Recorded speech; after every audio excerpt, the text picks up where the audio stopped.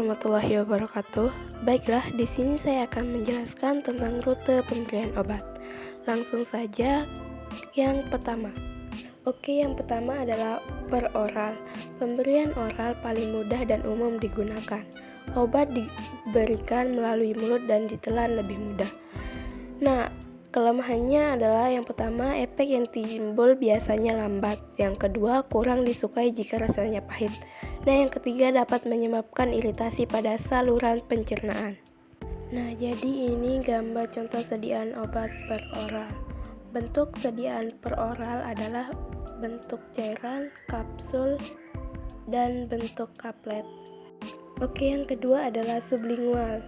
Obat sublingual ini adalah cara pemberiannya ditaruh di bawah lidah. Tujuannya adalah agar efek yang ditimbulkan bisa lebih cepat karena pembuluh darah di bawah lidah merupakan pusat dari sakit. Kerusakan obat pada saluran cerna dan metabolisme di dinding usus dan hati dapat dihindari. Ini contoh gambar obat sublingual. Jadi obatnya ditaruh di bawah lidah dan dibiarkan sampai dia habis dengan sempurna dan tidak diharuskan meminum air. Yang ketiga adalah bukal. Rute bukal dilakukan dengan menempatkan obat pada membran mukosa pipi sampai obat larut. Diberikan secara bergantian di pipi kanan dan kiri supaya mukosa tidak iritasi. Nah, ini contoh gambar obat bukal. Selanjutnya kita akan masuk ke pemberian obat secara suntikan atau parenteral. Rute pemberian obat selanjutnya adalah parenteral atau suntikan. Keuntungan dari suntikan adalah yang pertama, efek timbul lebih cepat dan teratur. Yang kedua, dapat diberikan pada penderita yang tidak kooperatif dan tidak sadar atau muntah-muntah. Yang ketiga, sangat berguna dalam keadaan darurat. Nah, inilah jenis-jenis dari parenteral atau suntikan.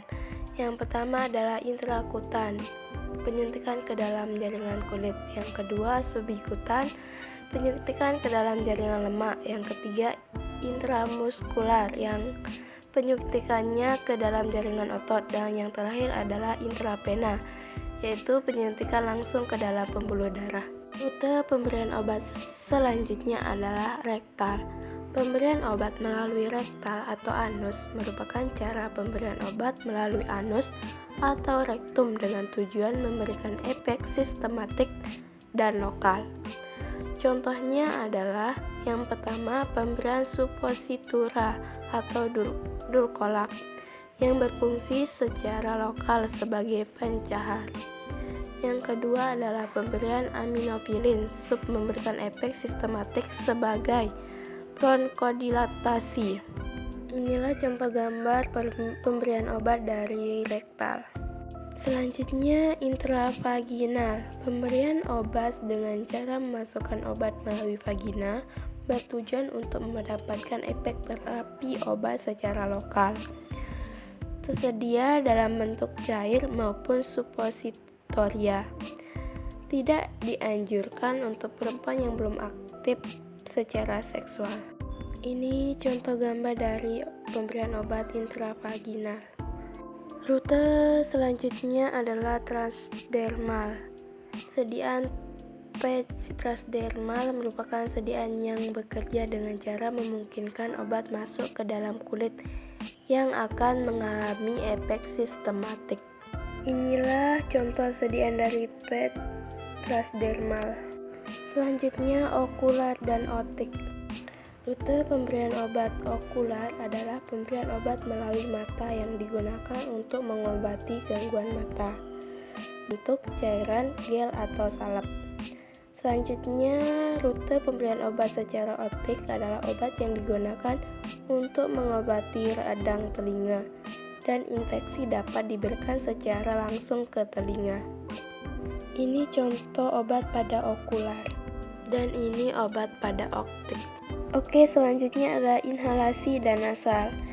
Inhalasi ini terbagi menjadi dua, yaitu inhaler dan nebulizer.